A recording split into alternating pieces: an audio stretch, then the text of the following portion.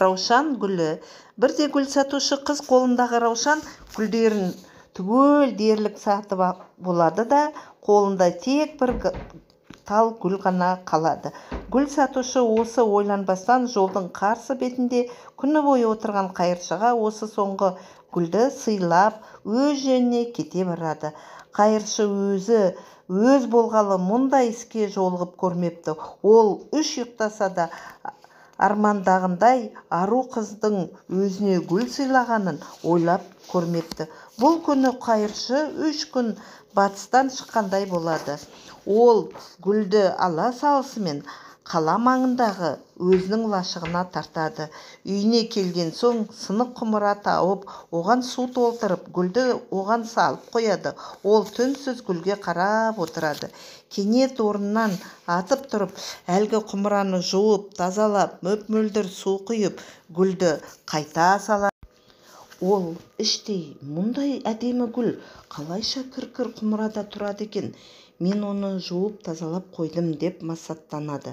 Қайыршы әсем гүлге тағы құмарта қарап біраз отырады. Сонан соң ақырын қозғалып келіп, гүл құмырасы тұрған үстелді қолымен сипап қарап еді, шаң тозаңнан көрінбей қалыпты. Әсем гүлдің тұруына бұл үстел лайық емес деп ойланған ол үстелді де жуып айнадай естіп қояды. Гүлге құмарта қараған сайын таза үстел мен нарттай қызыл раушан сағымы ойнап тұрған мөлдір құмыра мен суға мына былыққан лашық мүлдем сай келмейтін сияқты болып көрінді.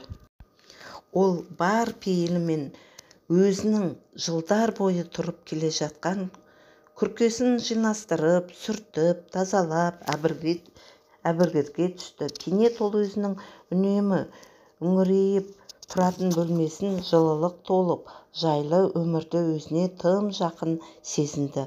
Ол бөлменің дәл ортасында тұрып, бұрыштағы сынық айнадан өзінің кейпін көрді. Қызыл шұғыла төгіп тұрғандай болып көрінген раушан гүліне, таза үстелге, мұнтаздай үйде тұрып, ол өзін мүлдем қораш келбетте көрді. Шашы өскен, киімнің алба-жұлбасын шыққан, ол бүгінгі бар тапқан таянғанын алып жуынуға кетті.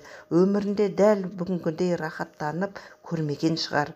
Жұқа болса да таза киім сатып алды, сақал мұртын қырды, шашын тарап ретке келтірді. Әлеуметтік моншаның есігінен шығып бара жатып, қабырғадағы айнадан мүлдем басқа адамды, күш қайратты, бойында тұрған келбетті жігітті көрді. Мен не үшін қайыршы болып өмір сүруім керек? Деп сұрады өзінен. Бұл оның қайыршы болғаннан бері қарайғы өзіне тұңғыш рет осылайша сұрақ қою еді. Жігіттің рухы әл сәтте сергіп шыға келді. Ол үйіне келіп, мұндағы барлық дүниеге соншалық риза пейілмен сүйсіне қарады. Екінші күннен бастап басқа жұмыс іздеуді кірісті. Жолы болғыш екен, жайлы жұмысты тез тауып алды. Күндер зулап, айлар аунап жатты. Бірнеше жылдан кейін ол табысқа жеткен адамға айналды. Үлкен компания құрды, қалталылар қатарына қосылды.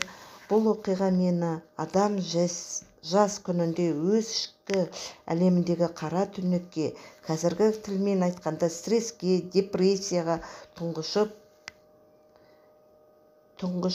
өмірінің көркем көкжиегін көруден мақұрым қалмауы керек деген ой жетеледі.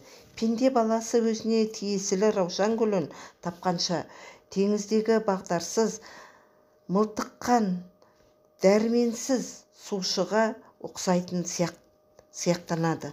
Құрметті оқырман, құрметті көрушілер, өзіңізге кішкентай өзгеріс жасаңыз.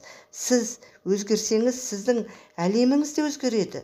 Өміріңізге өзгеріс әкелетін раушан гүлін үнемі іздеңіз. Тапқан болсаңыз, оны басқаларға беруді де естен шығармаңыз.